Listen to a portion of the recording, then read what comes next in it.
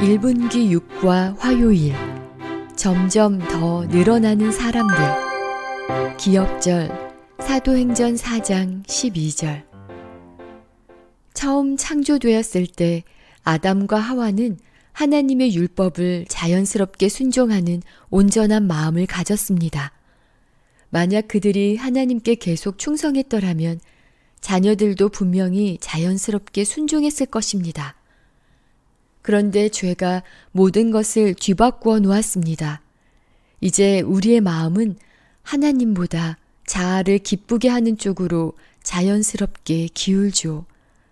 하지만 우리는 여전히 선택할 수 있습니다. 하나님의 도우심을 의지하여 그분을 선택하고 그분께 순종하면 늘 기쁨이 더욱 커집니다. 잠언 29장 18절을 읽어보세요. 아담과 하와가 죄를 짓자 사탄은 이 세상을 차지하고 모든 사람을 영원히 자신의 발 아래 둘 수 있을 것이라고 생각했습니다.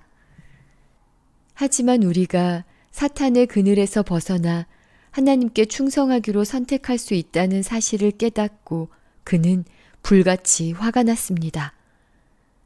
우리를 구원하시려고 당신의 소중한 아들을 기꺼이 인간이 되게 하시고 목숨을 내어놓게 하시는 하나님의 사랑을 사탄은 이해할 수 없었습니다. 아들 하나님께서 왜 그렇게까지 하려고 하는지 도무지 알 수 없었습니다. 사탄과 그의 천사들은 그런 사랑을 보여주시는 하나님을 그 어느 때보다 미워하게 되었고 인간을 사탄의 지배 아래 두기 위해 모든 수단을 동원하기로 했습니다. 하지만 사랑은 미움보다 더 강하지요. 우리가 이 전쟁에서 하나님 편에 서기로 결정할 수 있다는 사실이 얼마나 감사한 일인지 모릅니다. 이 전쟁 속에서 용기 있게 하나님을 도와드린 사람들이 있을까요? 네, 있습니다. 맨 처음 하나님을 도와드린 사람은 아담이었습니다. 아담은 900년이 넘는 세월 동안 빠르게 늘어가는 그의 가족들에게 죄가 들어오기 전에 이 세상이 어땠는지, 자신이 순종하지 않자 모든 것이 어떻게 바뀌었는지에 대해서 슬픈 어조로 이야기해 주었습니다.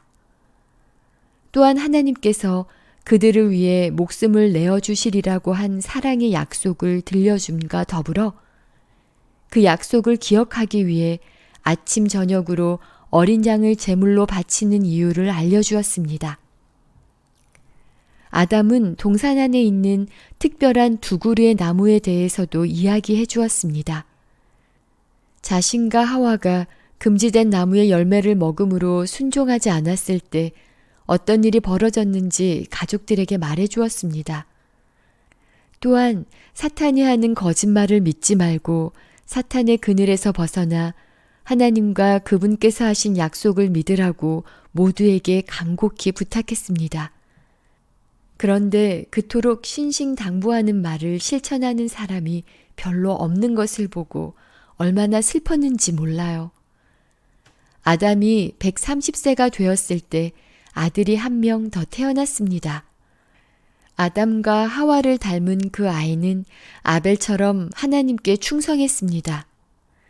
그 아들의 이름은 셋이었는데 셋은 그 수많은 자손들이 하나님께 충성할 수 있도록 도와주었습니다.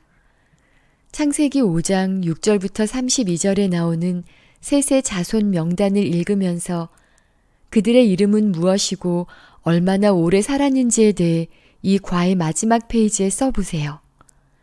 제일 오래 살았던 사람은 누구입니까? 창세기 5장 27절을 읽어보세요. 적용하기. 하나님의 사랑이 증오나 미움보다 더 강하다는 사실이 기쁘지 않나요?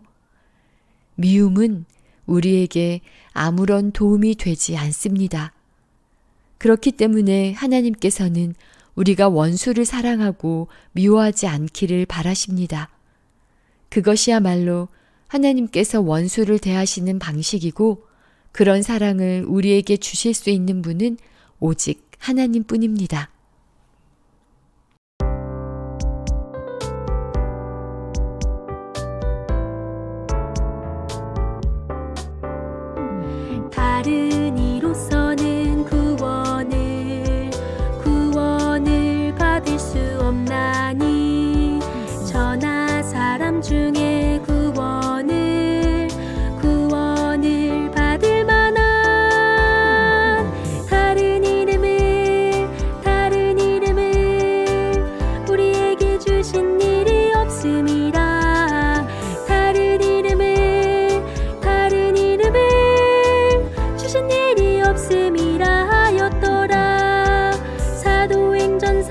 12절.